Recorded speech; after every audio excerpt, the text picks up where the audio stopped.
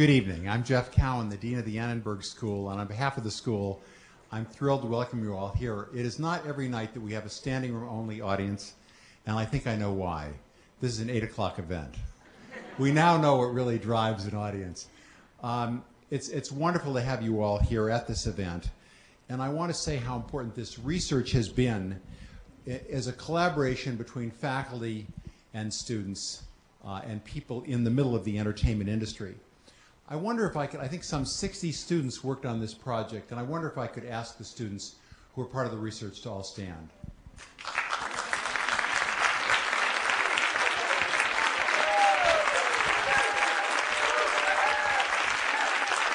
And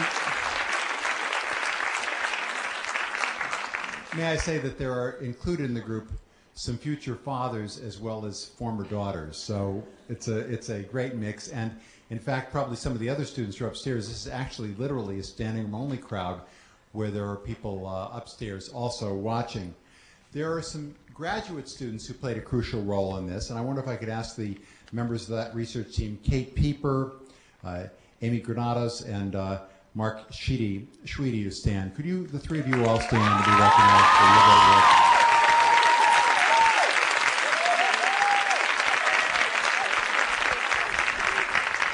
I hope that on the way in you all got copies of this book, Where the Girls Aren't. It's only one product of this important research. I also hope that you all got copies of USA Today and were able to see the research displayed there. I know that as I drove in this morning, I heard a story on CBS Radio. This has been a news story that's been everywhere, and really the person who is the visionary behind it is Joe Kelly, the president of Dads and Daughters, who started the C. Jane Project and who, to our great delight, recruited our wonderful faculty member, Stacey Smith, as the person to lead the project and did so in partnership with the Commander-in-Chief. And the rest of the program is up to you, Joe. Thanks, Jeff.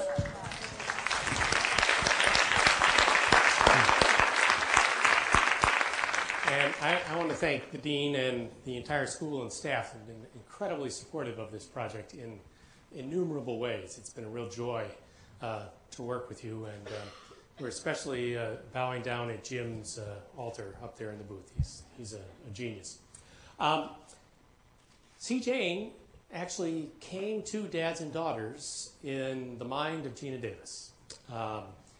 Gina approached us. It was actually one of those rare and wonderful moments in a guy's life when he checks his voicemail and says, "Hi, it's Gina."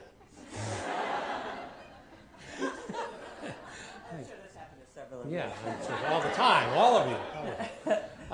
But it's a wonderful project that Dads and Daughters is really thrilled to be part of.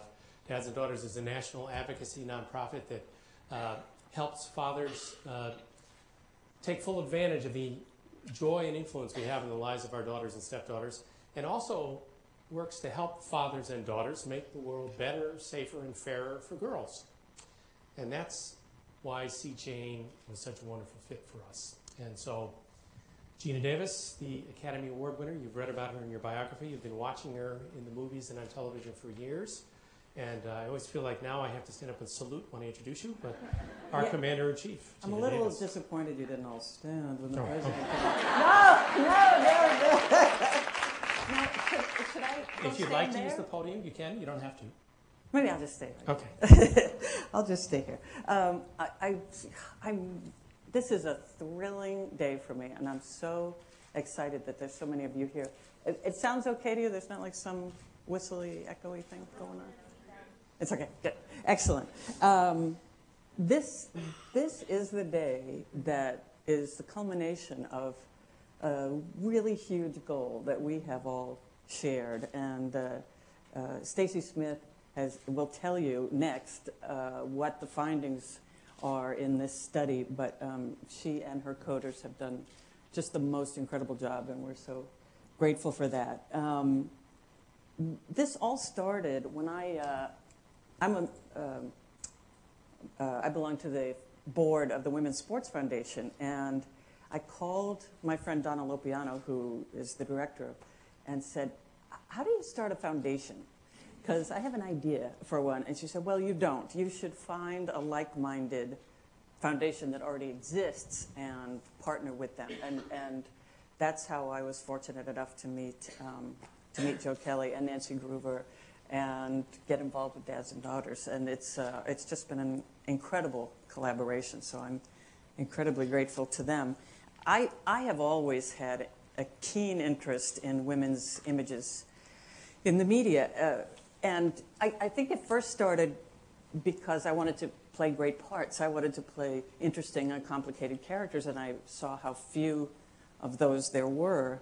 Then I developed a sort of super sensitivity after I was in Thelma and Louise, because the reaction of people that I ran into, in the supermarket or whatever, was so different, so markedly different than before, than somebody saying, "Oh, I liked you in Beetlejuice," or something. It would be women primarily saying, "Oh my God, you have no idea, that movie changed my life." And it really just brought home to me what we know, that media images can really affect us. And it also was very important to realize that we offer women so few opportunities to feel like that, to come out of a movie feeling like, yeah. I'd be just driving in my car, sort of unconscious, and hear this honking next to me. There's a car full of women going, "Whoa!" This didn't happen after Quick Change. So here I was with my hypersensitivity. I give birth to a daughter at 65, and She's 65 or yours? I was. Oh. And when she's old enough, we start watching kids' preschool shows and videos, and it was very soon apparent to me that there was a big gender gap, a gender inequity in these programs. And I did a very, very scientific study of my own, where I would count the male characters on one hand and the female characters on the other hand, behind my daughter's back. She knew what I was doing. And it pretty consistently came out 3 or 4 to 1 in these videos. And in hindsight, I realized that my childhood was dominated by programs and shows. I mean, all the cartoon characters were male. Bugs Bunny. Looney Tunes has 12 characters, and only one of them is female. But, of course, it's everybody's favorite. It's Granny. You have the toys and the dolls, and you're big fans of Granny. She owned Tweety. She was in some episodes because she'd say, "Now you be a good bird," and then leave. And then, but there was the one. So, so I talked about that. So we know that kids learn their value by seeing themselves reflected in the culture. And they say, I see myself. I must count. I must matter. There I am. And what message are we sending to kids if there are so few female characters, and if the female characters are devalued and sidelined? It seems that the message we're sending is that girls and women are worth less, and that their worth is different than boys and men. And the important thing for us is that we feel this is just as damaging for boys. What they are learning to take into their future relationships. They're seeing the same world that's dominated by male characters and where girls are sidelined, and they're growing up with that message. And we know the numbers for movies that adults are in, movies that I would hope to be in, are very similar. It's about 25% female characters. It's been that way for decades. There's an adage in Hollywood that everybody lives by, that women will watch stories about men, but men will not watch stories about women, and people are nodding. If your movie gets labeled a chick flick, it's like the kiss of death. And what if that has something to do with having seen the exact same gender disparity from minute one, from the very, very first cartoons and programs and little kid things that you see, things that are designed for and aimed at kids. If the percentage of female characters is so small, couldn't that possibly affect the way we grow up feeling? And if we change that, couldn't that possibly affect the way we grow up feeling? Couldn't men who'd seen the worlds of their movies shared, their fantasy worlds shared equally with girls, couldn't they grow up to remain interested in stories that included a lot of women? I think it's not in our genes and in our natures. I think we get it from the culture.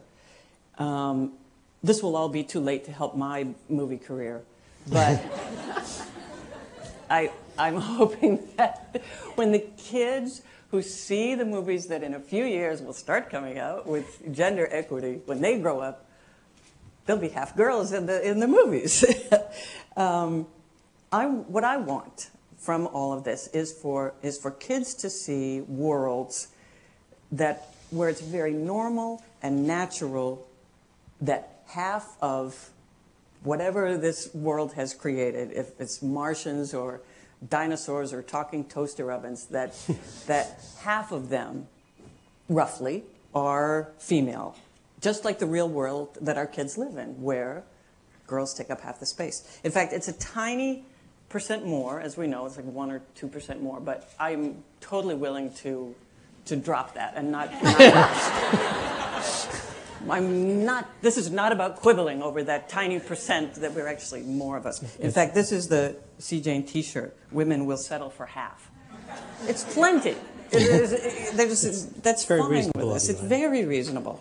And I want to be very clear about one point also, that I'm not talking about adding one cool female character to stories where she's great and she does everything and she's also hot and wonderful. And that doesn't cover it. You know, we want to see women and girls and female characters reflected across the board in the lead characters, supporting characters, and the non-speaking parts, in the crowd scenes.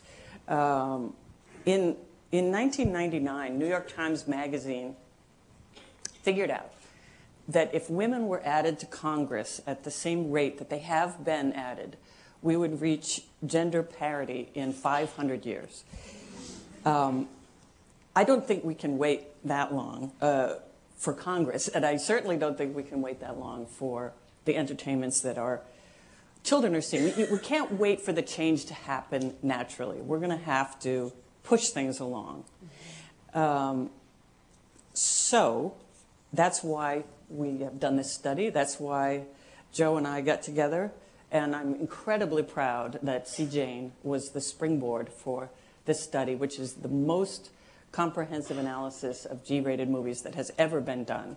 And C. Jane supporters have paid for it, and we've had such tremendous help and support from Annenberg and USC. And I'm just, like I said, this night is a dream come true. And now I will stop because I want you to hear what we found out. And so I will introduce Stacey Smith.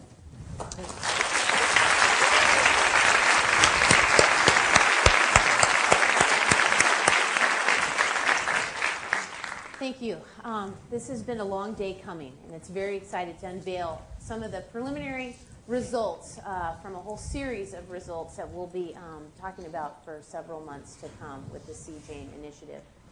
I'd like to extend a thank you first and foremost. I hope that this will advance. Uh-oh. Jim, this isn't advancing. Oh, he's opening the windows. There we go. There we go. First of all, I'd like to extend a thank you to my 3 co-authors who have contributed enormously. I know the dean has already thanked them, but Catherine Pieper, Amy Granados, and Mark Schweedy have devoted the last year of their life to this project, and I am indebted to them for that. I'd also like to thank the Annenberg School for its generous financial contributions, as well as the staff support. ASC Tech has been amazing. And I'd also like to do 2 special thanks to Emily and Julia Godley for all of their assistance on this project. So thank you. Well, we got together about 1.5 years ago and started talking about the problem with children's media. And it became very clear early on that very little research has actually been done on G-rated films. And we thought, since 3 to 5-year-olds spend so much time with G-rated or general audience content, it would be a great starting place to actually begin our investigation of the proportion of males and females in a media market and a media content that kids are spending a great deal of time with.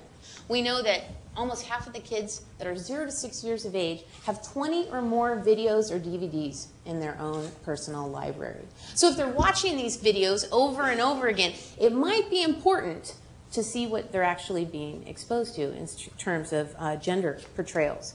We surveyed the research and found that only a handful of studies had actually been conducted in this area. Matter of fact, most of the studies had only looked at 10 to 20 films. So we thought it would be a great scientific contribution, but also an important practical contribution to take a look at gender distribution and some of the most important depictions that kids are exposed to early on in their development.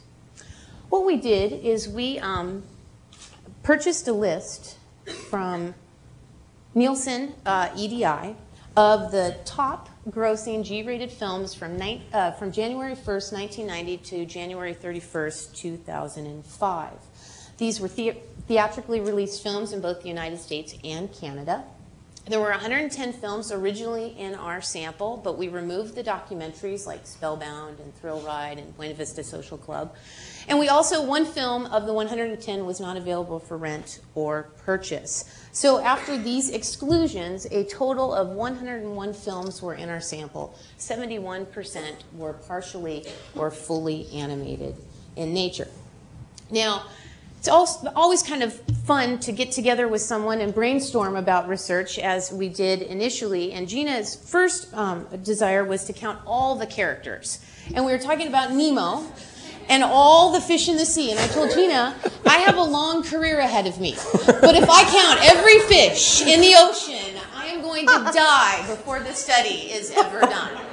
So we battled about boundaries for the project and decided to code speaking characters. Those characters in the context of the plot that were living beings that spoke overtly and discernibly on screen. So this is very important to the investigation because all of the research is linked to the unit of analysis, which is the speaking character, which I'll be highlighting in just a few moments what we actually found.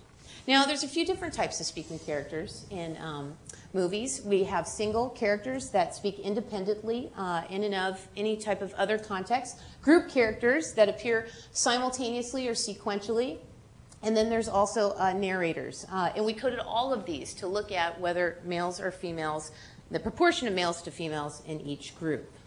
Now, just to give you a hint of what might be to come, in terms of the most comprehensive analysis, it's most comprehensive in terms of sample as well as what we measured. We're going to be talking about just a few measures this evening, but really our coding scheme involves 116 variables or markers that are pertinent to children's development of gender roles and gender schemas. So just to give you an idea of all the different variables in our investigation, they can be categorized into 6 broad types. Demographics like age, sex, ethnicity, relational status, body image, whether a realistic or an unrealistic ideal is presented, whether they have a small waist size, chest size, physical appearance, how characters are adorned, both males and females, likability, things like intellect, humor, strength, motives, personality characteristics, and finally, behaviors. What we hope to do is paint a very comprehensive picture in the few months to come of what kids are actually being exposed to when they view G-rated films. So tonight, we'll give you a snapshot about how often do we see males and females in G-rated films. But in the months to come, please look for a series of subsequent reports that will be highlighting many of these variables. Now, the people in the room that went this task with us and did such a tremendous job working on the project there are coders. And they really went through a series of hoops to get to a level of reliability that I'd like to tell you about before I unleash the findings. We began, Catherine Pieper and myself started writing a code book last fall, and we tested that code book out on a group of 12 coders last spring. They went through all the movies in the sample, putting the code book to test to see where the code book was actually flawed or had problems. As soon as that assessment was done, we then trained a small subgroup of 7 coders. Over the course of 5 to 6 weeks, we met for several hours a day during the summer and trained them. Now, our code book is 65 single-spaced pages, so it's actually a very comprehensive and detailed task that they had to undergo. After mastering the code book, we then had to ensure that they were accurate across all of the measures in the investigation. Before we would let them actually touch a tape in the sample, this subsequent group of 7, we had to make sure that when one coder saw a speaking character, another coder saw a speaking character as well. And in terms of unitizing agreement, or how many characters, or whether characters were identified accurately across the group, 84% of the time, 2 or more coders agreed on the characters in the film. That is quite high agreement, and in terms of our measures, across 110 of the 116 variables in the scheme, after correcting for chance agreement, our coders were accurate 80% or more of the time. All 116 variables cleared the 70% mark. This is absolutely remarkable given the complexity and the scope of the task. So what that means for the data is we believe that the data that were coded across all the coders is quite accurate, and it would have yielded the same results independent of which 7 actually coded. So what did we find? We found 3 general trends that I'd like to highlight for you this evening. The first, I'd like to say, I categorize as not fair. You talk to any 2-year-old, and if one takes something from them, the other one will say, that's not fair. So if we think about kids' world and what we found in terms of the data, we'll see that no matter how you cut the data, the picture doesn't seem to be fair in terms of the distribution of males and females. If we look at single characters, we see that 72% of male, or out of the 2,100 and more characters coded, 72% of all the single speaking characters are male. Only 28% are female. Out of the group scenes, which are more than 1,000 characters, 83.5% are male.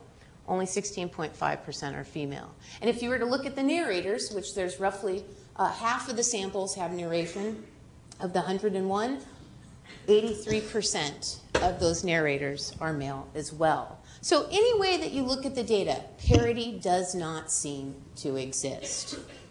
So we're thinking, well, maybe things have changed. Maybe things have gotten better, or perhaps things are getting worse. So let's take a look at the bandwidth. Our sample ranged from 1990 to 2005. And that gives us a lot of time to see whether the picture of gender representation has actually changed. We had 11 re-releases in the sample, which we removed, that were produced and distributed prior to 1990. And we took a look at some of these same numbers over the 15-year bandwidth. And what we see in terms of trend number 2 is there really seems to be no difference over time. So although many people would argue things seem to be getting better, our data suggest that that is not the case. Things have not changed since 1990. So independent of Beauty and the Beast being released in 1991, or Toy Story being released in 1995, or Polar Express in 2004, 72% of all characters are male, independent of any other strides that have been made in the entertainment industry. The last trend I'd like to highlight from the data has to do with what you probably are all thinking. Probably are all thinking, we know who the worst offender is. Matter of fact, if I were to ask you, who is the worst offender, there's probably one name that comes to your mind. And what would that name be? Absolutely. So my third point is, it's not just Disney. I love expectancy violations.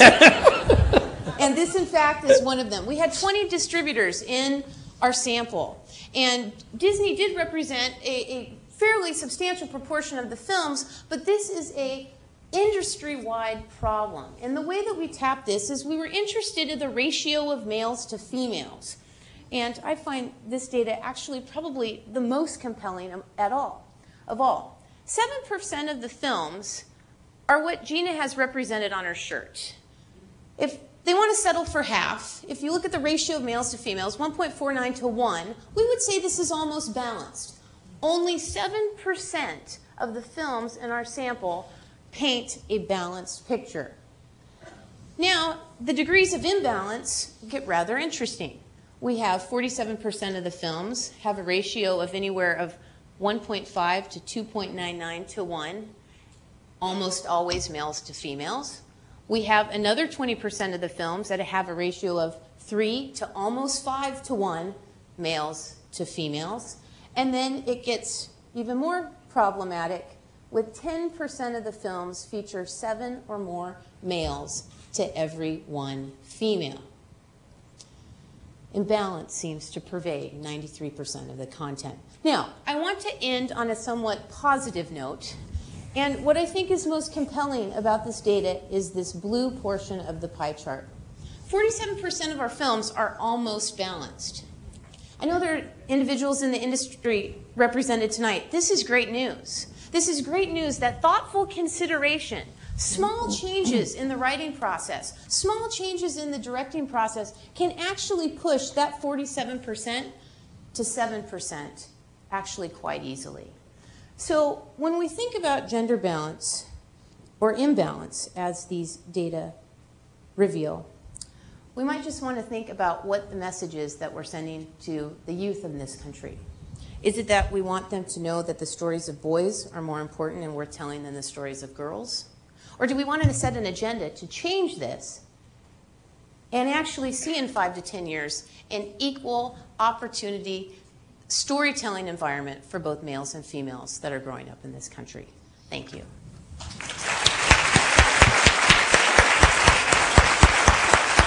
Thanks, Stacey.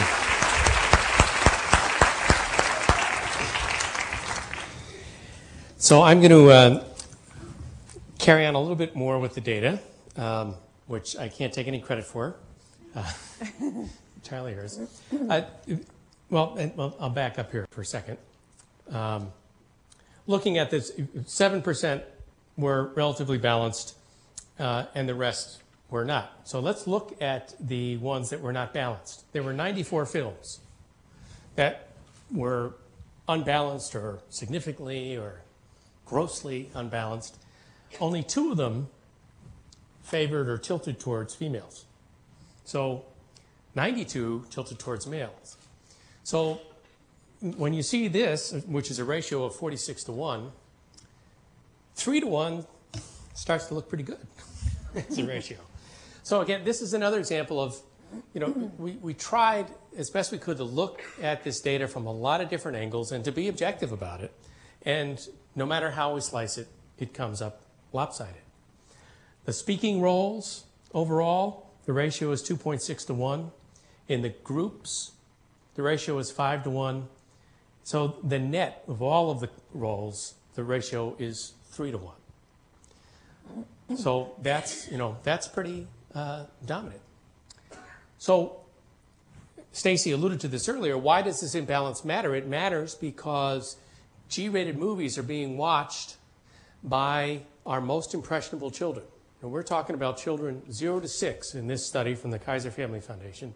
53% of children 0 to 6 have 20 or more DVDs or videos in their own personal collection.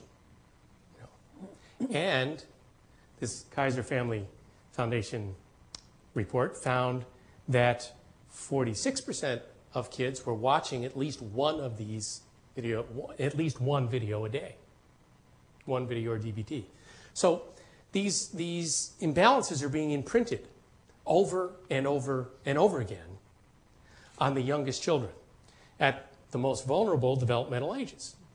And again, it's boys and girls who are being imprinted with this message. And it's unfair, as a boy, it's unfair to boys. Just as much as a father of girls, it's unfair to girls, in my eyes. I think one of the things we have to do as parents and as the industry is to put our children's face in the picture. You know, do I tell my son that he's 3 times more important than my daughter? No. You know, do I talk to my son 3 times as often as I talk to my daughter? No, because otherwise I'm going to hear an awful lot of, that's not fair. And who needs that? Right? So part of it is just, you know, starting to personalize it a little bit. And, you know, as I think about it, think it like a parent as I'm out there purchasing and working in the field. And then what messages do we want our children to believe? Do we want them to believe? Do we want boys or girls to believe that boys are 3 times more important or more interesting than girls, or girls are 3 times less interesting or important than boys? No. Because doing that, well, A, it doesn't reflect reality, and B, it sets them up to not be successful in relationships as an adult. So today's picture is 3 to 1. If you think of it, you know, as an imbalance with the fulcrum being the status quo, the way things are now, and the way things have been for 15 years that we know about, and probably a lot longer than that. So what would happen if we changed the fulcrum from the status quo to awareness and advocacy of trying to change it? Maybe we could get to 2 to 1 in a fairly short period of time. Maybe eventually we could get to 1 to 1. But the key is changing the fulcrum, changing the dynamic of how we're approaching this issue. And it's really, really important to make clear that we are not at all advocating a rigid movie-by-movie formula. Mm-hmm. That every movie has to have, you know, between 48 and 52%. You know, that's ridiculous. Mm-hmm. That's not what we want. What we want is to have a series of films that run the gamut from, you know, maybe there is a film that's 3 to 1 female, one that's 3 to 1 male, and one that's pretty much even. But that the whole gamut be run, not just 1/3 of the gamut, you know, which is what's happening right now. And so, you know, that's what we're after. What we're after, the goal is to have both from family, you know, in families and in studios. You think, okay, my family, my kids got these 20 videos at home that he or she is watching, or I'm a studio head and I'm going to make 20 movies, G-rated movies over the next couple of years. Not that every one of them has to be 50-50, you know. You can have wonderful, wonderful movies like Toy Story, one of my favorite movies of all time. Anybody know how many of the toy characters in Toy Story are female? 1. I'm not against that. What I'm against is, what I have a problem with, is that there are, you know, and Toy Story is wonderful because it's about 2 characters who have real differences and really struggle to get along with each other, but they still find a way to work together. What a wonderful message for my children to have. And it was a wonderful message for my children to have. But I want to have as many powerful, wonderful, brilliantly done movies that the ratio is the other way, or that the ratio is about even, or somewhere in between. That in the aggregate, both in our personal collections and in our studio collections, if you will, that we would roughly come out to balance, rather than having some rigid movie-by-movie formula. That's not what we're after. In the future, the CGN reports will be having more about the diversity of male and female characters, how stories are driven by male and female characters. And what we're building towards is wanting to, you know, take a positive approach to this. Say, hey, look, you know, there's by being aware of this, we open up to ourselves in the creative community a whole rich new arena and a population of characters to draw on. And a whole new array of wonderful stories to draw on. And new realms of profitability. Toys. Yeah, toys, buy-ins, you know. Not that anybody in the movie industry cares about profit or, you know, but I'm serious. I think it's really an untapped audience. That is an incredible place of potential for the industry. So it's important for us to work with the industry and to develop ideas. And, you know, I think Gina said it very, very well when we first started. She jotted down some of her thoughts about why this is important. Because by making it common for our youngest children to see everywhere a balance of active and complex male and female characters, girls and boys will grow up to empathize with and care more about each other's stories. And that's what we want in our world. We want to be connected. We want to care about each other and understand each other. And G-rated movies, the movies for our youngest, most impressionable children, is a wonderful place to start. So, at this point, we're going to invite questions. There are microphones on either side of the audience, so please come up to use them. And I want to invite up onto the stage Lucy Fisher, who is also in your program, who is a producer and the co-head of Red Wagon Entertainment, and a very successful producer and former studio executive. And she did some little movie series called Stuart Little. There was a really tall actress in it. So welcome, Lucy. Welcome, Lucy.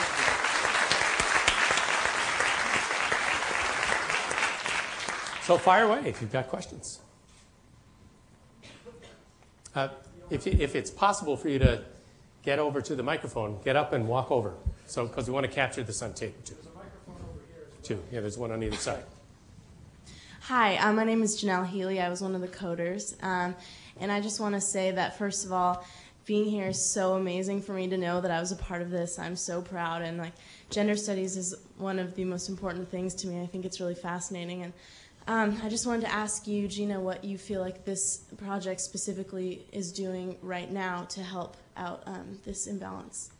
Well, the way we've operated, Jane, is that our very first goal was the study, because we felt that we didn't want to approach decision makers and filmmakers without the facts. We didn't want to say, this is our impression. So I think we have something incredible to show people now, and now is when our real work begins. You think you worked hard. Now is actually the fun part, because I feel very strongly that when the people that we plan to meet with and talk with and work with see this, that they will have the same reaction that everybody I've told about it, and probably a lot of you had, which is, wow, really? Huh? You know, and because we believe there is nothing malicious or, you know, there's no plot. Nobody is going around saying, I think it's a lot better for our kids if they see a lot more male characters than female characters. This is something sort of unconscious, I believe, that most of us don't notice, and that's just been this way for a long time, and that's why we don't notice. And I think that seeing the data and having their eyes opened will already make a big change. I think we could get to 2-to-1. I mean, maybe I'm really naive, but I really think that it's hard to defend the position that, no, I think we should leave it alone. It's better for our kids to see this imbalance. It's sort of, why not? Yeah, let's think about our projects that are coming up and see if there's ways to add more female characters right away. So that's what we're going to try to do.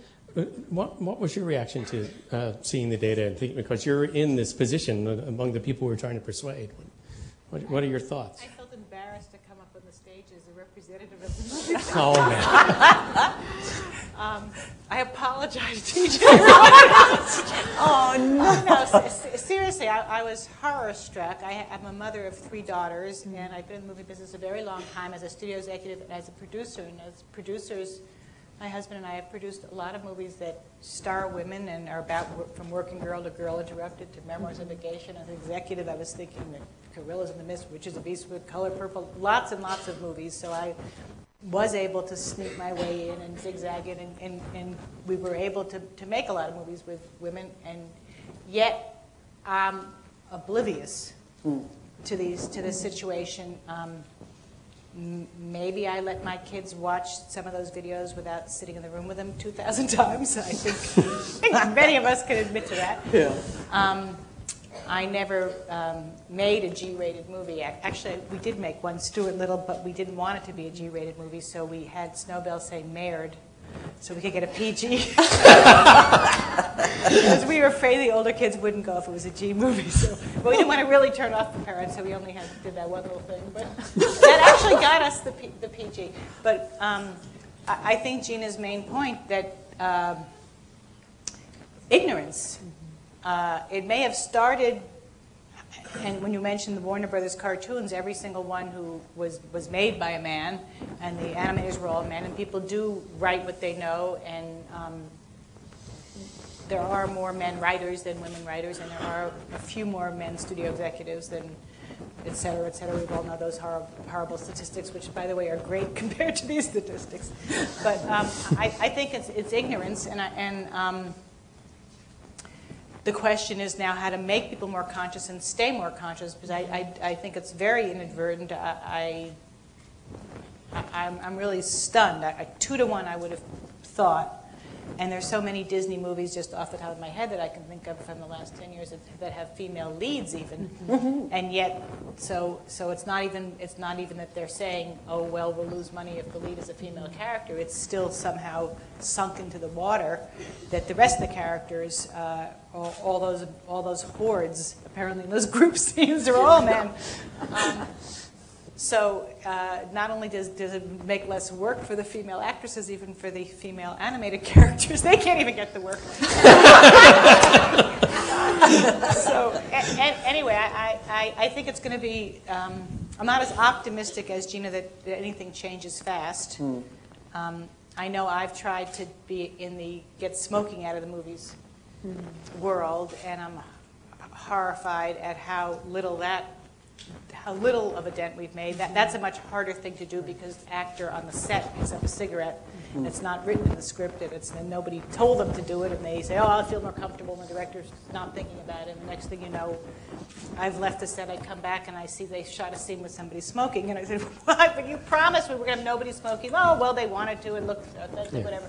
So I don't think it's as easy to change anybody's mindset as we wish, but maybe I'm talking too much, but I think that's how the next step will have to be a constant reminder system, and I don't know exactly how, these findings are new to me as well. I think you'll find many open ears and open hearts to doing it, and then it just becomes who wants to be the one to go tell John Lasseter, you brought him up, but anyway, okay, now put more women in, and I think it has to become a political force the way that it has become in so many other areas. I'll say one more thing, then I'll stop, which is that my daughter in 9th grade was showing me a book, her Spanish book, and she said, look at this, it's kind of interesting, and it was fascinating, and what it was her Spanish textbook in 9th grade has literally, the book is all in Spanish, has pictures of different things that people do in Latin American countries or Spain, and that's how you learn the vocabulary. And almost every other page had someone in a wheelchair. And it was far more than any. And finally she said, this was fine that everybody in every page of this thing was in a wheelchair, but look at this family having dinner. And it was, and I'm not doing it to be funny or mean, but there was a person with an iron claw for a hand at the dinner table. They had gone so far backwards in making sure that people were well represented that this, I don't know, she must know every word for every possible infirmity in Spanish. But I think the pendulum is going to have to, what my point really is it doesn't correct itself so easily. So I don't know what the answer is, but I think the first step, and I am grateful as a mother of 3 daughters, because the first step is identifying any problem, and the work that you have done to identify this with such clarity is undeniable. So now I think it's passed the torch to the next thing of what to do about it, which is, I think, going to be your job. So, thanks. Thank you. Hi, my name is Leah, and I work for an organization that deals specifically with issues of violence and youth and violence. And so research like this becomes invaluable in working with the youth in my programs. And so you can probably guess that my question has to do with specifically prevention programs and looking at all of the different factors that contribute to preventing violence in our communities and looking at what role media plays in that. So I'm particularly interested in parity in representation in media. So my concern or my question is around a couple of the variables that you're going to release later on that have to do with personality and behavior and context. So, you know, it's one thing, it will be critically important to be able to use this data to say, yes, see, we need to elevate the profile and the presence of females, female characters, and what children are looking at. And then I would be very concerned to see the entertainment industry say, okay, great, then let's have more situations where more girls are throwing people off the sides of mountains and hitting them with skillets and shooting and all those other kinds of things. If that's what your data or research pointed out, that a significant number of the characters were either the personalities were aggressive or that the behavior was aggressive or violent or abusive. And that's our approach has been we don't want to release anything until we've got it nailed. And the amount of data is just massive, and we're not done analyzing it all. And those are the kind of things you're going to hear over the coming months. And this is one of the things that we really struggled with in talking to reporters over the last couple of days, is say, you know, balance is not the whole story. I mean, you can have a movie where, you know, there's an equal number of male and female characters or predominance of female characters, and, you know, they're all running around like, you know, ditzes. That's not healthy for boys or girls either, where, you know, all of the, you know, it's even Steven, but all the boy characters are carrying around knives and stuff. You know, I mean, it's not, balance isn't the whole story. This is just the first piece of the puzzle. Right, but I think you asked a great question. Right. And I think the reports will illuminate where things fall along stereotypic or sex-typed ideas that exist in society. Are characters playing to the stereotype or not? And that's going to become really important in terms of raising awareness, not only how much, but how to craft characters in a way that doesn't cause kids to see characters in a real stereotypic, monolithic way. And I think all of your concerns are very warranted. So, great observation. We're going there. Yeah, we're getting there. Yeah. Hi, good night. Thank you all for coming tonight. I'm taking a gender class, and in my class, we have discussed the idea of this concept of boyhood. It's a culture that is exclusive for boys from around the age 7 to 12 years old. In movies such as Stand By Me portray that culture. So I actually have two questions. One is, do you believe there is such a thing as girlhood, or that it is possible for us to create such a concept? And do you think there exists any equivalent of Stand By Me for girls? That's a tough question.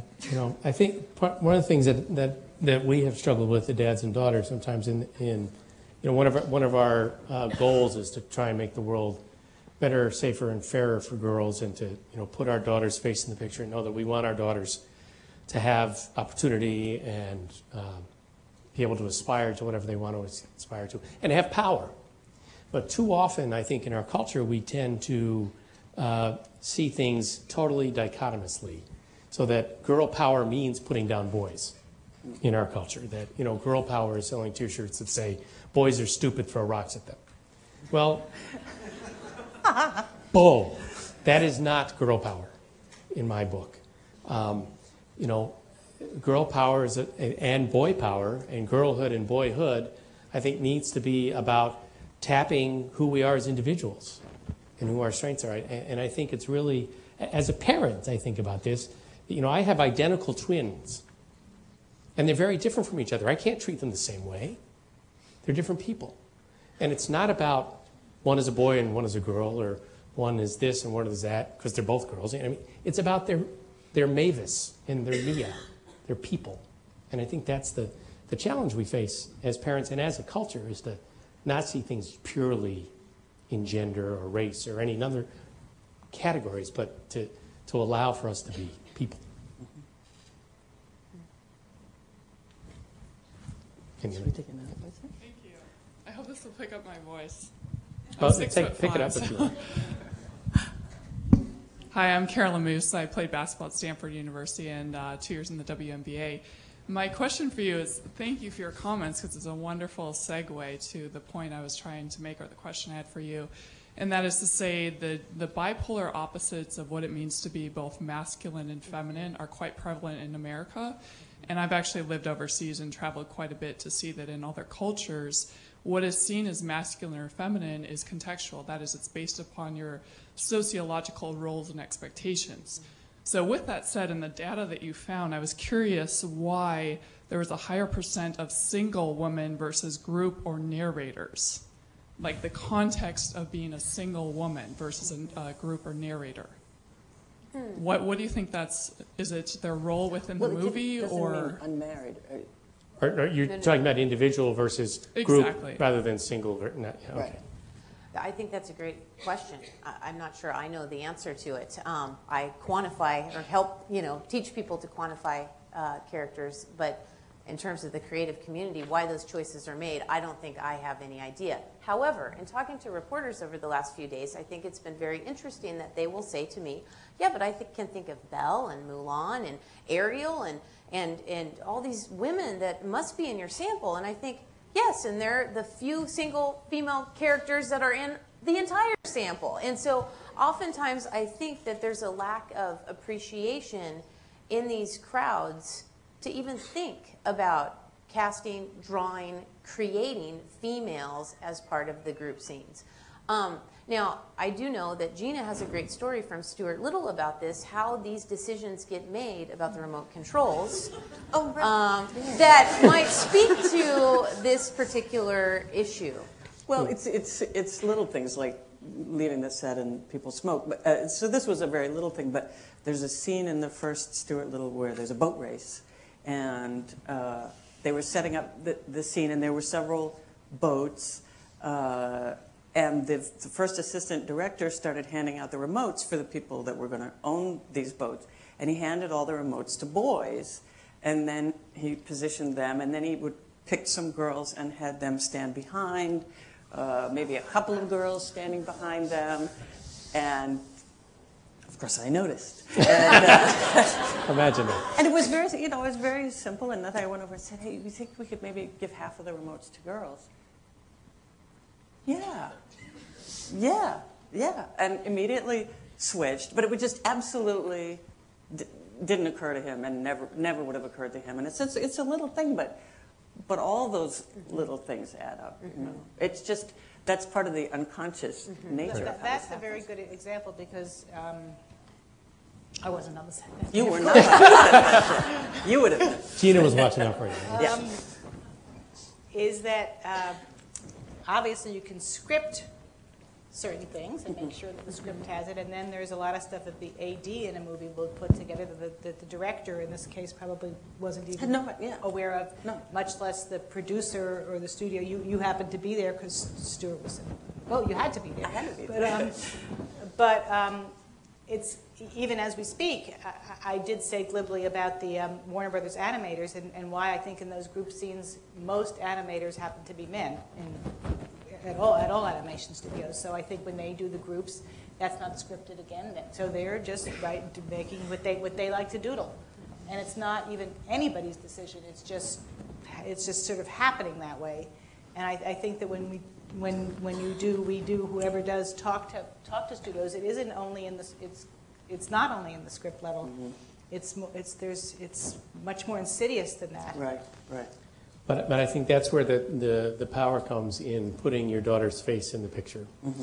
We got an email, all this press today about the study being released, and we got an email at CJ late this morning from an animator at Pixar, who is somebody who's been a head writer and a head animator and stuff. And he was like, "Oh man, I wish I could be down there. I'm so excited about your study. I have an awesome 2-year-old daughter, and I really am interested in your findings, and I really want to know more." So, again, I think there's a lot of different ways to persuade people to the importance of this. And I think part of one of the struggles we have in making the case is that, fathers and mothers of sons need to be concerned about this too. And you have twice as many sons as you have daughters. And so talk a little bit about why that's important. Talk a little bit more about why that's important to you for your Right. sons. Well, you know, I am profoundly interested in my daughter growing up with great self-esteem and feeling good about herself. But it's absolutely as important to me that my boys not only have self-esteem, but that they esteem girls and value their sister and their future daughters and wives, potentially, as much. And that they, you know, I want them to see the world as balanced and that they're sharing the sandbox equally with girls. And I mean, I'm going to do my best to instill that message, but you know, we have to battle the culture that's giving a different message. We have time for one more question. My name is Cindy Chang. I'm writing a story for The Whole Life Times. I have two questions for Gina. One, could you talk a little bit more about your daughter and what she watches, what impact that's had on her, and what you've tried to do to address that? And second, you talked about the response to Thelma and Louise, to your role in that movie. And so what's been the response to Commander-in-Chief, and whether that's trickled down to smaller girls at all, even though they're not likely to watch the show? Right, okay. Wait a minute now, what was the first part? What was the first part? About what your daughter watches. My daughter, of Yeah. course, yeah. I haven't really censored terrifically what she watches. I mean, she sees things at other kids' houses and wants to own that video too. And I will watch them with her. She, you know, she likes to watch princess stories as much as other kinds of stories, which is a little difficult for me, as you might imagine. But she loves, I mean, her favorite character of all is Mulan, and that's the character she wants to play when she plays. She wants to pretend to be Mulan, and we always have to prepare, you know, to save China, and I have to be Captain Chang, and I keep telling her she's a wonderful soldier. You know, there's, and she loves Dora the Explorer. Incredibly, and that's, you know, for television, that's a wonderfully thoughtful show that really wanted to be gender balanced and send a good message. And I think little boys watch Dora as much as little girls. I mean, preschool kids, there's a point up till which they don't know they're not supposed to like girl things. I read a study recently when we were talking about why I want my boys to have a different message, that by the time between 3 and 5 years old, boys start policing each other's behavior to rule out anything that's female. And even gender-neutral activities like Play-Doh or something, that boys become their own police. By the time they're 5, their fathers and mothers and adults don't have any more influence on them. They are completely in charge of patrolling each other's behavior and will verbally or physically stop each other from anything that they perceive as feminine.